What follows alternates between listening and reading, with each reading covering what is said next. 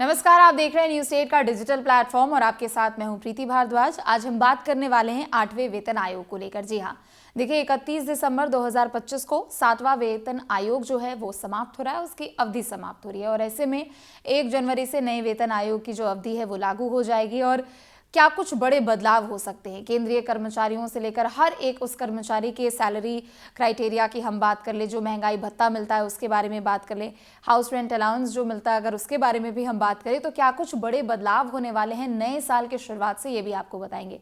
देखिए, आप सभी लोगों को पता है जो वेतन आयोग होता है वो केंद्र सरकार की ओर से गठित किया जाता है। सबसे पहली बार जब वेतन आयोग का गठन हुआ था तब 1946 में हुआ था और हर एक 10 साल के ड्यूरेशन के लिए इसका गठन किया जाता है। इससे पहले वाले यानी 7वें वेतन आयोग के बारे में अगर हम बात करें तो 2016 में ये लागू हुआ था, जो कि 31 दिसंबर 2025 तक ये चलने वाला है। 2 से 3 दिनों का अब समय बाकी है और अब 8वें वेतन आयोग के आने के बाद नए साल में कितने लोगों की कितनी परसेंट सैलरी बढ़ने वाली है, डीए जो मिलता है, जो एचआरए मिलते हैं या फिर इसके अलावा जितने भी अलाउंसेस मिलते हैं उसमें कितने फीसदी तक की बढ़ोतरी होगी, ये सब कुछ आपको इस वीडियो में हम बताने वाले हैं।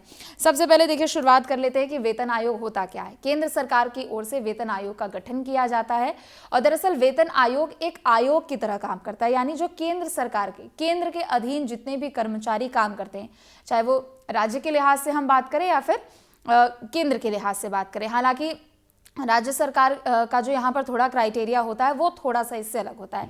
केंद्रीय कर्मचारियों के लिहाज से अगर हम बात करें तो वेतन आयोग का गठन होता है 10 साल के ड्यूरेशन के लिए, 10 साल की अवधि के लिए हर एक वेतन आयोग का गठन किया जाता है, जिसमें वो एक तरीके से सिफारिशें करता है, यानी जितने भी कर्मचारी हैं जो भी उस मौजूदा समय में काम कर रहे हैं उनकी सैलरी कितनी होगी, उनकी सैलरी बढ़ेगी कितनी, अलग अलग ग्रुप्स के अगर कर्मचारी हैं तो उनमें कितनी ज़्यादा सैलरी उनकी बढ़ेगी, इसके अलावा क्या कुछ अलाउंसेस उनको मिलेंगे, सरकार की ओर से क्या कुछ उनको फैसिलिटी दी जाएगी, मतलब एक पूरे तरीके से एक कर्मचारी को कितना फ़ायदा मिलना चाहिए। अगर कोई भी कर्मचारी किसी भी सेक्टर में अगर काम कर रहा है केंद्र सरकार के अधीन में तो उसको कितना ज़्यादा उससे फ़ायदा मिलना चाहिए, क्या कुछ अलाउंसेस मिलने चाहिए, उन सब के बारे में जितनी भी सिफारिशें होती है वो वेतन आयोग की ओर से की जाती है। यानी एक तरीके से वो आपकी सैलरी से जुड़े या फिर आपकी मंथली इनकम से जुड़े हर एक चीज़ के बारे में वो सिफारिश करता है जो कि कर्मचारियों को ज़रूरत पड़ती है।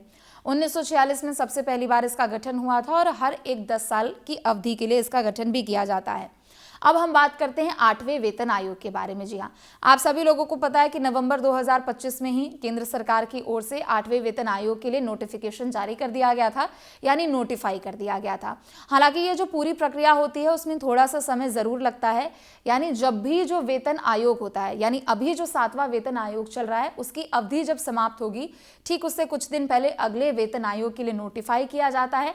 ये सिर्फ 2-4 दिन का प्रोसेस नहीं होता है, इसमें एक अच्छा खासा समय भी लगता है और जो भी सिफारिशें की गई होती है इससे पहले वाले वेतन आयोग के लिए उन सभी के बारे में पहले विचार विमर्श किया जाता है, फिर उसके बाद सरकार को सिफारिशें भेजी जाती है, सरकार की ओर से उस पर जवाब दिया जाता है। तो इन सबको पूरा होने में एक अच्छा खासा समय लग जाता है और इसीलिए उम्मीद भी यही जताई जा रही है कि 1 जनवरी 2026 से ये चीज़ें लागू हो जाएंगी, क्योंकि 7वें वेतन आयोग की ओर से जो सिफारिशें की गई थी वो बहुत पहले ही भेज दी गई थी और सरकार की भी ओर से 2 बार पिछले इस साल की अगर हम बात करते हैं तो 2 बार नोटिफाई किया जा चुका था, ताकि सभी तैयारियों को पूरा कर लिया जाए और जितने भी चेंजेस हो रहे हैं, जो भी वेतन आयोग 8वें वेतन आयोग के तहत जितनी भी नई सिफारिशें आ रही है उनको समय रहते देख लिया जाए और उस पर सरकार की ओर से जवाब भी दे दिया जाए। उसके अलावा अगर हम बात करें कि कितनी फीसदी लोगों की सैलरी बढ़ेगी, देखिए आप सभी को पता है कि अलग अलग ग्रुप्स होते हैं, group A B C D. सबसे कम सैलरी की भी अगर हम बात करें तो 25 से 30 फीसदी तक की उसमें बढ़ोतरी होगी और इसीलिए हमने कहा था कि जब 15 अगस्त से प्रधानमंत्री नरेंद्र मोदी ने ऐलान किया था, चाहे जीएसटी को लेकर हो या फिर टैक्स रिफॉर्म्स को लेकर हो, जब पीएम मोदी ने ऐलान किया था तो पीएम ने कहा था कि आने वाले दिनों में लोगों को बहुत बड़ी राहत मिलेगी, उनको बहुत बड़ी सौगात मिलने वाली है। फिर फेस्टिव सीजन आया, उसके बाद अलाउंसेस बढ़ गए, जो डीए मिलते हैं वो भी बढ़ गए, जो भत्ता मिलता है वो भी उसमें कुछ फीसदी बढ़ा दिया गया। तो यानी कुल मिलाकर लोगों को यहाँ पर एक बड़ी राहत जरूर दी जा रही है। लेकिन 8वें वेतन आयोग के तहत अगर हम बात करें तो कितनी सैलरी बढ़ सकती है इसके बारे में देखिए। 7वें वेतन आयोग के हिसाब से अगर हम बात करें तो 23 से 25 फीसदी तक के आसपास की थी। यानी अगर किसी की सैलरी ग्रुप डी की अगर मानते हैं, अगर 10,000 रुपये होती होगी 7वें वेतन आयोग के हिसाब से, तो उसमें 25% तक की बढ़ोतरी हुई है, यानी 10,000 का 23 से 25% उसमें बढ़ोतरी हुई है। वहीं इसके बाद एक फिटमेंट फैक्टर आता है। दरअसल फिटमेंट फैक्टर के ही आधार पर सैलरी इंक्रीज होती है और उनको हाइक दी जाती है। 2.57 इसका फिटमेंट फैक्टर था, लेकिन 8वें वेतन आयोग में ये बढ़ सकता है।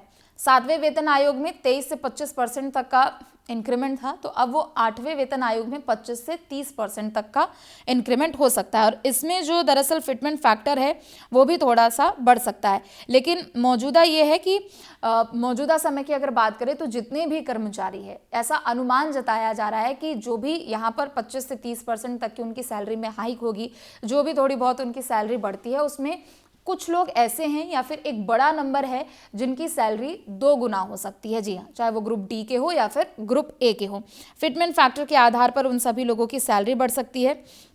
अब आप ये भी जानना चाहेंगे कि फिटमेंट फैक्टर होता क्या है, तो दरअसल फिटमेंट फैक्टर एक तरीके से वो पॉइंट होता है जिसके आधार पर कर्मचारियों की सैलरी को कैलकुलेट किया जाता है। चाहे वो किसी भी ग्रुप का कर्मचारी क्यों ना हो, उसकी सैलरी को उससे कैलकुलेट किया जाता है। और ये कैसे कैलकुलेट होता है वो भी मैं आपको बताती हूँ।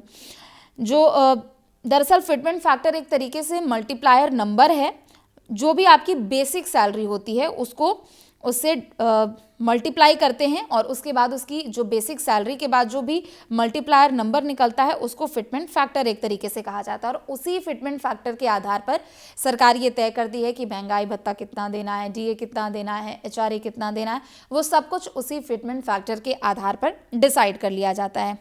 कई लोगों की जो बेसिक सैलरी है वो इस बार 2 गुना होने वाली है, क्योंकि अगर 25 से 30% तक की बढ़ोतरी होती है, अगर किसी की सैलरी 10,000 है, 40% जो सैलरी होती है वो बेसिक सैलरी होती है, तो जाहिर सी बात है कि 25 से 30% तक अगर किसी की सैलरी बढ़ेगी तो वो एक तरीके से जो बेसिक सैलरी है वो डबल हो जाएगी, चाहे वो ग्रुप ए के मेंबर्स हो या फिर ग्रुप ए के कर्मचारी हो या फिर ग्रुप डी के कर्मचारी हो।